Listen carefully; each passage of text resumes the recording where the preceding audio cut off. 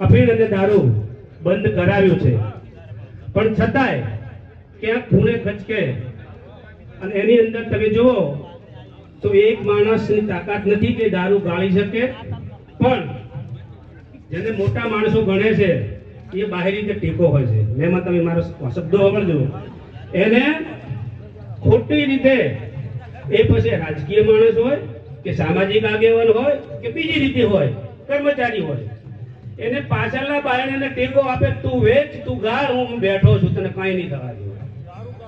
આવું જ કે એને જ આપણે સમાજમાંથી એક બાજુ કરી દેવાનું, કે કોઈ પણ હોય, બહાદુરજી હોય તો બહાદુરજી, કીર્તિજી હોય તો કીર્તિજી, એ બાબતમાં એ ડીએસપી હોય, આપણે એમ સાઈડમાં કરી દેવું કે ભાઈ તમે આ બાબતમાં સમાજને સુધારવા આવ્યા છો, બગાડવા આવ્યા છો.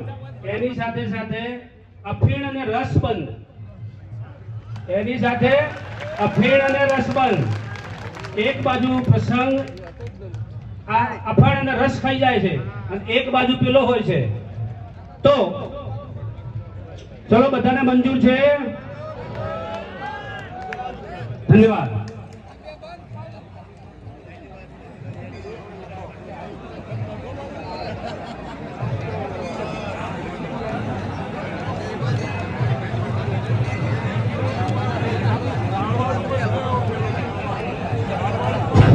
જો અહીંયાથી જે વાત આવે છે કે આપણે ઘરે દીકરા કે દીકરીના પ્રસંગ હોય ત્યારે જે કોઈ બંધણી હોય એ પોતપોતાના ઘરે બંધણી હોય તો અહીંયાથી અફીણ પીન આવે, ત્યાં લગ્ન પ્રસંગ વાળાને ત્યાં બિલ કોઈ માગણી ના કરે, જોડે વાળા કોઈ ચાપલુસી ના કરે, અને પછી શું કરે, પાછા જોડેના ઘરથી દઈ દે પાછા.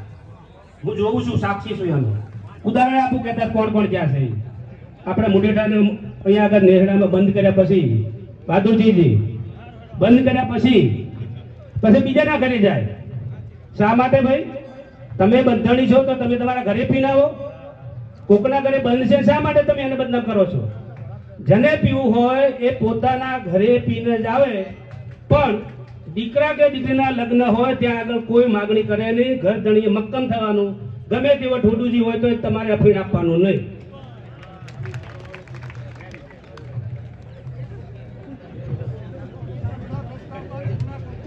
બોલો હવે તમારો આગળ.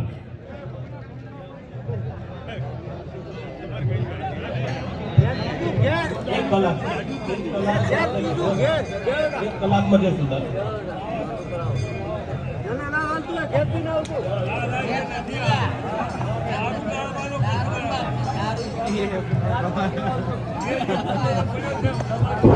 જો એ વાંચવામાં એમને થોડું રહી ગયું.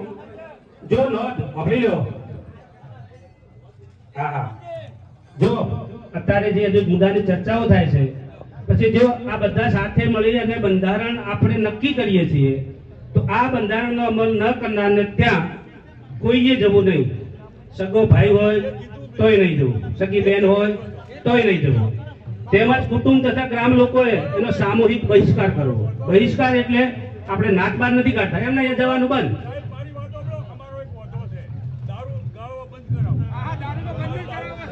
અને તેમના ઘરે જાવું નહીં, જમવું નહીં, કે ભાઈ દારૂની છે કે દારૂ ગાળવો નહીં કે વેચવો નહીં. આ એક આપણી મોટી બધી છે, સાંભળી લો, મોટી બધી છે. તમને મહારાજ સાહેબે પણ અફીણ અને દારૂ બંધ કરાવ્યું છે, પણ છતાંય ક્યાંક ખૂણે ખચકે અને એની અંદર તમે જુઓ તો એક માણસની તાકાત નથી કે દારૂ ગાળી શકે, પણ જેને મોટા માણસો ગણે છે એ બાહરી રીતે ટેકો હોય છે. મેમાં તમે મારો શબ્દો સાંભળજો, એને ખોટી રીતે એ પછી રાજકીય માણસ હોય કે સામાજિક આગેવાન હોય કે બીજી રીતે હોય, કર્મચારી હોય, એને પાછળના બાયણને ટેકો આપે, તું વેચ, તું ગાળ, હું બેઠો છું, તને કઈ નહીં થવા દે. આવું જ કે એને જ આપણે સમાજમાંથી એક બાજુ કરી દેવાનું, કે કોઈ પણ હોય, બહાદુરજી હોય તો બહાદુરજી, કીર્તિજી હોય તો કીર્તિજી, એ બાબતમાં એ ડીએસપી હોય, આપણે એમ સાઈડમાં કરી દેવું કે ભાઈ તમે આ બાબતમાં સમાજને સુધારવા આવ્યા છો, બગાડવા આવ્યા છો. ત્યાં આગળ કોઈની શેર શરમ રખાય નહીં. એટલે તમે એટલા મક્કમ થશો તો જ અત્યારે આપણે શેના માટે ભેગા થયા છે. અન્ય સમાજો તમે જુઓ ક્યાં પહોંચ્યો છે, આપણે ક્યાં છીએ. કારણ કે આપણે આવા ખોટા રીત રિવાજોની અંદર, ફેશનોની અંદર, વ્યસનોની અંદર આપણે દોડ્યા જઈએ છીએ. અને આપણા દીકરાને ભણાવવાનું આવે કારણ કે હું તો ગરીબ છું, મારું છે ખર્ચ પહોંચ્યો કોઈ એમ છું. એટલે તમે આવા ખોટા રીત રિવાજોમાં તમે લાખો રૂપિયા ખર્ચી દો છો અને દીકરી તમારી મૂડી છે, તમારું ભવિષ્ય છે, એને ભણાવવા તમારી પાસે પૈસા નથી. એટલે આવું ન બને એટલા માટે દારૂ પણ સદંતર ગાળવાનો, વેચવાનો દરેક ગામોમાંથી બંધ કરવો જોઈએ અને કરવો જ જોઈએ. એવું જો કરે તો એને આ નિયમ લાગુ પડે. એના અહીંયા કોઈને જવું નહીં, બોલાવો નહીં. આપણે આપવું તો એકલો ક્યાં સુધી રહેશે. એટલે આવું કરવું જોઈએ. ચલો બધાને સંમત છો તમે? બધા હાથ ઊંચો કરો. ધકડાંગ અને નાગણેશ્વરી માને સાક્ષીએ આ બધા જ નિયમો છે.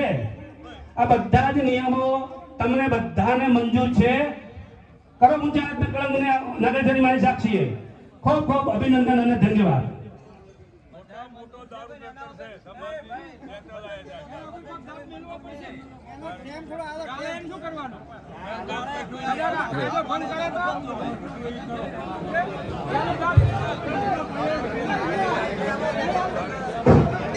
હવે આપણે જો સાંભળી લો વિભાગ વાઇઝ, સાંભળો વિભાગ વાઇઝ આપણે અહીંયા આગળ બધાના મંતવ્યો લઈએ છીએ.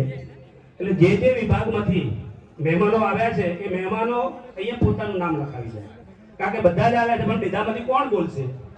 એટલે કે બધા જ કે ભાઈ કાંકરેજ વિભાગ, કંબોઈ વિભાગ, સોનસર વિભાગ, લોરવાડા, નોરતા, ખીમણા, મોજરો, ડાબી, ડેર વિભાગ, વામૈયા વિભાગ, સામડી, સમો, આ બધા સોલંકી આઠ પરિવાર, આ બધામાંથી કોણ બોલશે નક્કી કરી અને અહીંયા આગળ નામ આપો. એટલે આયોજકો દ્વારા મને કહેવામાં આવે, હું એમનું નામ બોલું અને આ અંદર તમે સમર્થન આપો અને સાથે સાથે તમારા વિચારો રજૂ કરો. 2 મિનિટનો સમય. આ એવું પડઘો પડવો જોઈએ આપણો. બેસી જાઓ. આવનાર મહેમાનોને અમારું રાઠોડ પરિવાર હાર્દિક સ્વાગત કરે છે. જે મહેમાનો આવ્યા છે એમાં સરપંચ, ઉપસરપંચ, ડેલિગેટ, પ્રમુખ હોય અહીંયા સ્ટેજ પર આવે. જે પાછળથી આવ્યા છે આ એમનો